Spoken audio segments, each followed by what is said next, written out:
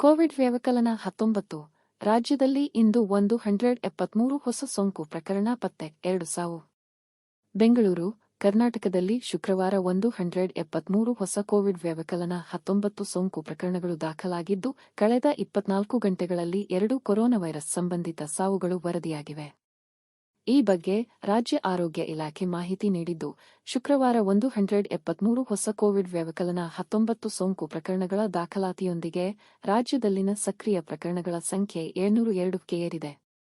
ಈ ಪೈಕಿ 649 ಜನರು ಮನೆಯಲ್ಲಿ ಪ್ರತ್ಯೇಕವಾಗಿರುತ್ತಾರೆ ಮತ್ತು ಉಳಿದ 53 ಜನರು ಆಸ್ಪತ್ರೆಗೆ ದಾಖಲಾಗಿದ್ದಾರೆ. ಅಂತೆಯೇ ಇಂದು 2 ಸೋಂಕಿತರು ಸಾವನ್ನಪ್ಪಿದ್ದು, ಆ ಮೂಲಕ ರಾಜ್ಯದಲ್ಲಿ ಸೋಂಕಿಗೆ ಬಲಿಯಾದವರ ಸಂಖ್ಯೆ 10ಕ್ಕೇರಿದೆ. ಮೃತರು ಕ್ರಮವಾಗಿ 59 ಮತ್ತು 69 ವರ್ಷ ವಯಸ್ಸಿನವರಾಗಿದ್ದಾರೆ. 2 ಬೆಂಗಳೂರು ನಗರ ಜಿಲ್ಲೆಯಲ್ಲಿ ದಾಖಲಾಗಿದ್ದಾರೆ. ಇಬ್ಬರಿಗೂ ಜ್ವರ ಮತ್ತು ಕೆಮ್ಮಿನ ಲಕ್ಷಣಗಳಿತ್ತು ಎಂದು ಹೇಳಲಾಗಿದೆ.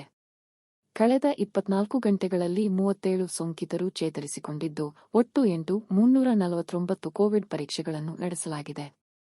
ಈ ಪೈಕಿ 6 400 ಮತ್ತು 949 ರ್ಯಾಪಿಡ್ ಆಂಟಿಜೆನ್ ಪರೀಕ್ಷೆಗಳನ್ನು ನಡೆಸಲಾಗಿದೆ. ರಾಜಧಾನಿ ಬೆಂಗಳೂರಿನಲ್ಲಿ ಗರಿಷ್ಠ ಸಂಖ್ಯೆಯ ಪರೀಕ್ಷೆಗಳನ್ನು ನಡೆಸಲಾಗಿದೆ. ನಡೆಸಿದ 616 ಪರೀಕ್ಷೆಗಳಲ್ಲಿ 82 ಪಾಸಿಟಿವ್ ಬಂದಿದ್ದು, ಇದು ರಾಜ್ಯದ ಇತರ ಜಿಲ್ಲೆಗಳಿಗೆ ಹೋಲಿಸಿದರೆ ಅತಿ ಹೆಚ್ಚಿನದ್ದಾಗಿದೆ.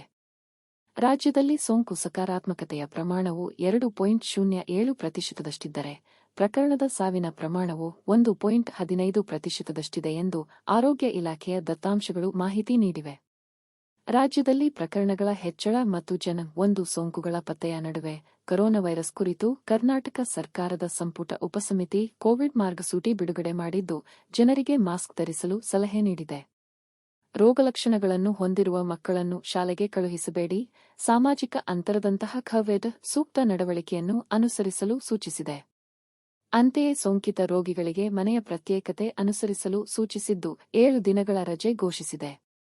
ಅಂತೆಯೇ ವಯಸ್ಸಾದವರಿಗೆ ಮತ್ತು ಕೊಮೊರ್ಬಿಡಿಟಿ, ಇತರೆ ಅನಾರೋಗ್ಯ ಸಮಸ್ಯೆ ಇರುವವರಿಗೆ ಮುನ್ನೆಚ್ಚರಿಕೆ ಲಸಿಕೆ ನೀಡಲು ಮತ್ತು ಈ ಉದ್ದೇಶಕ್ಕಾಗಿ ಕೇಂದ್ರ ಸರ್ಕಾರದಿಂದ 30,000 ಡೋಸ್ ಕಾರ್ಬೆವಾಕ್ಸ್ ಲಸಿಕೆಯನ್ನು ಪಡೆಯಲು ಇಲಾಖೆ ನಿರ್ಧರಿಸಿದೆ.